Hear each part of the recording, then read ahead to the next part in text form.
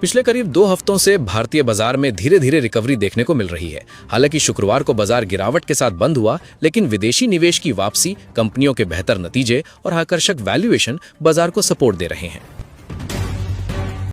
भारतीय बाजार में करीब 2 साल से रिटर्न सीमित रहने के बाद अब कई शेयरों के वैल्यूएशन पहले की तुलना में बेहतर नजर आ रही हैं। इसके साथ विदेशी संस्थागत निवेशकों की खरीदारी भी बाजार के लिए सकारात्मक संकेत है।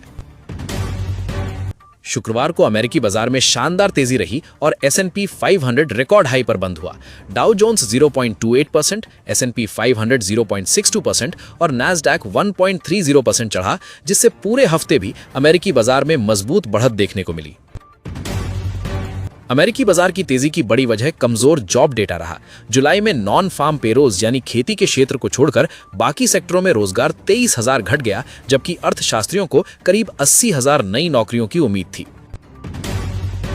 कमजोर रोजगार आंकड़ों से फेडरल रिजर्व की आगे ब्याज दर बढ़ाने की उम्मीद कमजोर हुई। CME फेड वॉच के मुताबिक सितंबर में रेट हाइक की संभावना करीब 44% रह गई, जो एक हफ्ते पहले 67% थी।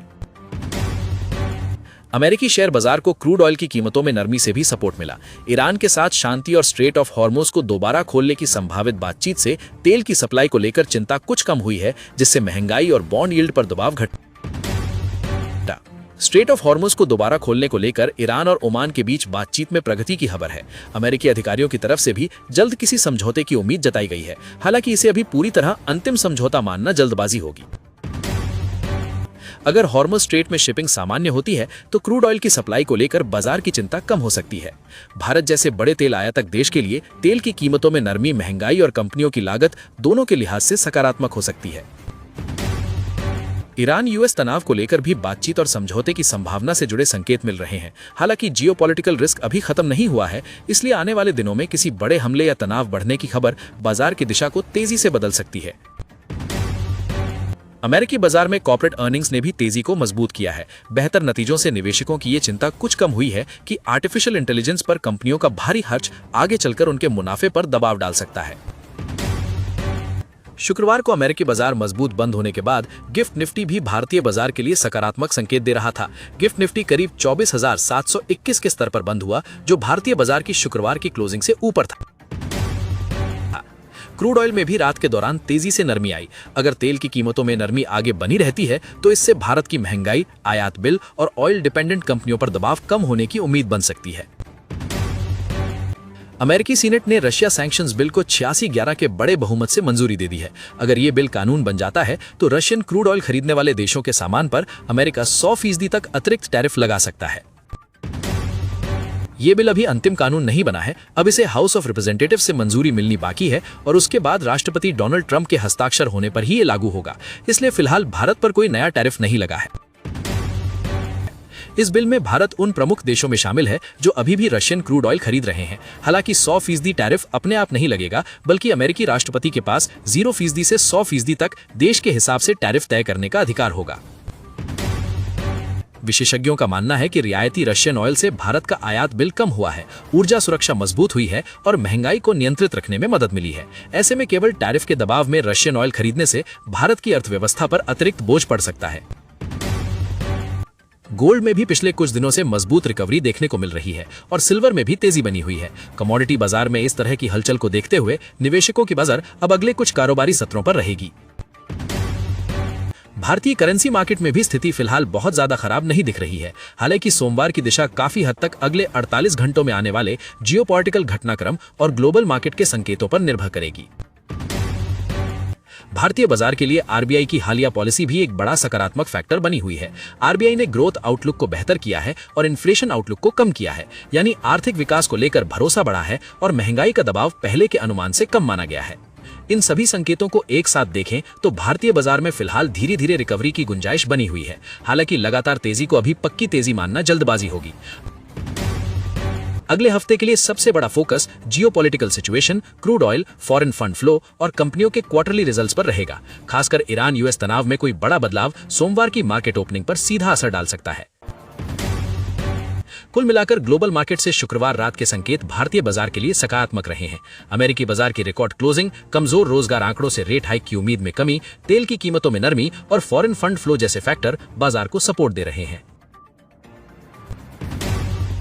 नितिन स्पिनर्स ने वित्त वर्ष 2027 की पहली तिमाही में मजबूत प्रदर्शन किया है। कंपनी का नेट प्रॉफिट 83.6% बढ़कर 75.3 करोड़ रुपए और रेवेन्यू 10.3% बढ़कर 875 करोड़ रुपए रहा। कंपनी का ईबीडीए 40% बढ़कर 155.5 करोड़ रुपए पहुंच गया, जिससे ईबीडीए मार्जिन भी 14% से बढ़कर 17.7% हो गया।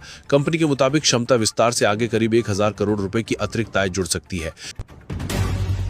सीगल इंडिया का पहली तिमाही में नेट प्रॉफिट 15.5% बढ़कर 61 करोड़ रुपए रहा, जबकि रेवेन्यू 16% बढ़कर 970 करोड़ रुपए पहुंच गया। ईबीडीए भी 32% बढ़कर 143.8 करोड़ रुपए हुआ और मार्जिन करीब 200 बेसिस पॉइंट बढ़कर 14.8% रहा।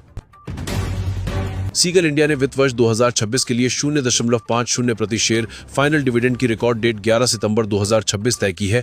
वहीं 31 मार्च 2026 तक कंपनी का ऑर्डर बुक 18,554 करोड़ रुपए था, जो भविष्य की परियोजनाओं के लिए मजबूत विजिबिलिटी दिखाता है। ग्रीन पैनल इंडस्ट्रीज पहली तिमाही में घाटे से निकलकर मुनाफे में आ गई। कंपनी का नेट प्रॉफिट 1.2 करोड़ रुपए रहा, जबकि पिछले साल इसी तिमाही में 34.6 करोड़ रुपए का घाटा रहा और रेवेन्यू 6.6% बढ़कर 350 करोड़ रुपए हुआ। ग्रीन पैनल इंडस्ट्रीज का ईबीडीए भी पिछले साल के 16 करोड़ रुपए के घाटे से सुधरकर 30 करोड़ रुपए के मुनाफे में पहुंच गया। कंपनी के मुताबिक एक्सपोर्ट कारोबार आगे ग्रोथ का एक अतिरिक्त जरिया हो सकता है, हालांकि इसमें वॉल्यूम, मार्जिन और भू राजनीतिक हालात अहम रहेंगे। एवरेडी इंडस्ट्रीज ने पहली तिमाही में नेट प्रॉफिट 23.3% बढ़ाकर 37 करोड़ रुपए और रेवेन्यू 9% बढ़ाकर 407.7 करोड़ रुपए किया। ईबीडीए भी 14% बढ़कर 61.2 करोड़ रुपए रहा और मार्जिन करीब स्थिर रहते हुए 15% पर पहुंच गया। एवरेडी के बैटरी कारोबार का रेवेन्यू 11.9% बढ़ा, जबकि अल्कलाइन बैटरी की बिक्री मात्रा करीब 48% बढ़ी। कंपनी की जम्मू फैक्ट्री में भी कमर्शियल प्रोडक्शन शुरू हो चुका है, जिससे आगे लागत और उत्पादन क्षमता में फायदा मिलने की उम्मीद है। एडवांस एंजाइम टेक्नोलॉजीज का पहली तिमाही में नेट प्रॉफिट 7.5% घटकर 37 करोड़ रुपए रहा, जबकि रेवेन्यू सिर्फ 2.2% बढ़कर 190 करोड़ रुपए हुआ। ईबीडीए भी 9.6% घटकर 51.1 करोड़ रुपए और मार्जिन 30.38% से गिरकर 26.9% रहा। कंपनी के बोर्ड ने 500 रुपए प्रति शेयर तक की अधिकतम कीमत पर कुल 69.7 करोड़ रुपए तक के शेयर बायबैक को मंजूरी दी है। साथ ही जेसी बायोटेक में बची 4.28% हिस्सेदारी खरीदने को भी मंजूरी दी गई है, जिसके बाद ये कंपनी की होली ओन्ड सब्सिडियरी बन जाएगी। अंबिका कॉटन ने वित्त वर्ष 2027 की पहली तिमाही में मजबूत नतीजे दिए हैं। नेट प्रॉफिट 61.4% बढ़कर 26 करोड़ रुपए और रेवेन्यू 34.4% बढ़कर 258 करोड़ रुपए रहा, जबकि ईबीडीए 46.7% बढ़कर 39.5 करोड़ रुपए पहुंच गया। अंबिका कॉटन अपने यूनिट 4 प्लांट को करीब 135 करोड़ रुपए की लागत से आधुनिक बनाने जा रही है। इससे स्पिनिंग कैपेसिटी 43,000 से बढ़कर 45,000 स्पिंडल्स होगी, जबकि वेस्ट एशिया संकट के कारण जर्मनी से आने वाली मशीनरी में देरी हुई है और उसके सितंबर के पहले हफ्ते में पहुंचने की उम्मीद है। एसबीआई ने सितंबर के अंत तक विदेशी मुद्रा जमा के जरिए $10 बिलियन जुटाने का लक्ष्य रखा है। बैंक अब तक करीब $6 बिलियन जुटा चुका है और चेयरमैन CS सेठी के मुताबिक इससे नेट इंटरेस्ट मार्जिन पर कोई बड़ा असर पड़ने की उम्मीद नहीं है। एसबीआई ने वित्त वर्ष 2027 के लिए लोन ग्रोथ 14 से 15% और डिपॉजिट ग्रोथ 10 से 11% का लक्ष्य रखा है। जून तिमाही में लोन ग्रोथ करीब 19% रही, लेकिन ऊंचे बेस के कारण इसकी रफ्तार दूसरी छमाही में धीमी पड़ने की उम्मीद है। जून तिमाही में एसबीआई का नेट प्रॉफिट 10% से ज्यादा बढ़कर 21,121 करोड़ रुपए और नेट इंटरेस्ट इनकम करीब 15% बढ़कर 46,992 करोड़ रुपए रही। बैंक के पास 3.58 लाख करोड़ रुपए की कॉर्पोरेट क्रेडिट पाइपलाइन भी है, जो मजबूत लोन मांग का संकेत देती है। एसबीआई के चेयरमैन को 2026 में आरबीआई से रेपो रेट बढ़ने की उम्मीद नहीं है और डिपॉजिट रेट्स में भी आगे बढ़ोतरी की संभावना कम है। बैंक वित्त वर्ष 2027 में कॉस्ट टू इनकम रेशियो 50% से नीचे और रिटर्न ऑन एसेट 1% रखने का लक्ष्य लेकर चल रहा है। सेबी ने इस हफ्ते 5 कंपनियों के आईपीओ को आगे बढ़ाने के लिए जरूरी ऑब्जर्वेशंस जारी किए हैं। इनमें लक्सियो, expression 360 services India, डॉइट industries India, Naini papers और प्ले सिंपल गेम्स शामिल हैं। लक्सियो रेलवे इंफ्रास्ट्रक्चर और ईपीसी सेवाओं से जुड़ी कंपनी है, जबकि expression 360 services India branding, event management और डिजिटल मार्केटिंग का कारोबार करती है। एक्सप्रेशन 360 का आईपीओ पूरी तरह ऑफर फॉर सेल यानी मौजूदा शेयर होल्डर्स की हिस्सेदारी बेचने पर आधारित होगा। Adroit industries India industrial manufacturing components और इंजीनियरिंग कारोबार से जुड़ी है। वहीं Naini papers paper manufacturing sector की कंपनी है। दोनों कंपनियों को सेबी से आईपीओ की दिशा में आगे बढ़ने के लिए जरूरी मंजूरी मिल गई है। प्ले सिंपल गेम्स, जो मोबाइल गेमिंग कारोबार में है, को सेबी के ऑब्जर्वेशंस मिल गए हैं। इसका इशू पूरी तरह ऑफर फॉर सेल होगा, यानी आईपीओ से मिलने वाली रकम कंपनी के पास जाने के बजाय शेयर बेचने वाले प्रमोटर को मिलेगी। एनटीपीसी ग्रीन एनर्जी ने वेस्ट बंगाल के 500 MW battery energy storage tender में 200 एमडब्ल्यू की स्टोरेज कैपेसिटी हासिल की है। बीएसई पर कंपनी के शेयर 91.50 रुपए पर बंद हुए, जो 0.21% की बढ़त है। मुंबई की डोसा चेन बेन्ने ने रंजन पाई की क्लेपॉन कैपिटल की अगुवाई में प्री सीरीज ए फंडिंग में 35 करोड़ रुपए जुटाए हैं। कंपनी का कारोबार अब करीब 350 करोड़ रुपए का हो चुका है। ट्रैवल फूड सर्विसेज के शेयरों में 10% की तेज उछाल देखने को मिली, जिसकी वजह इंडियन एयर ट्रैवल को लेकर बढ़ा निवेशकों का भरोसा रहा। शेयर में ट्रेडिंग वॉल्यूम भी सामान्य औसत के मुकाबले 20 गुना से ज्यादा बढ़ गया।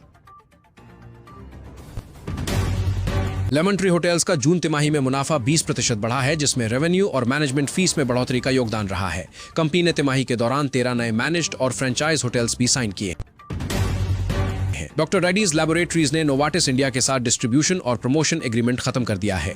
यह फैसला नोवार्टिस इंडिया में कंट्रोलिंग शेयर होल्डिंग बदलने के बाद लिया गया है। हालांकि डॉक्टर रेड्डीज 30 सितंबर 2026 तक संबंधित ब्रांड्स का कमर्शलाइजेशन जारी रखेगी।